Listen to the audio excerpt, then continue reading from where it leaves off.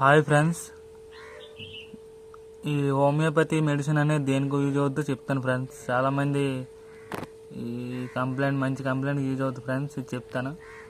కోళ్ళు మేతలు తినకంటే ఎక్కువగా వాటర్ తాగుతాయి కదా ఫ్రెండ్స్.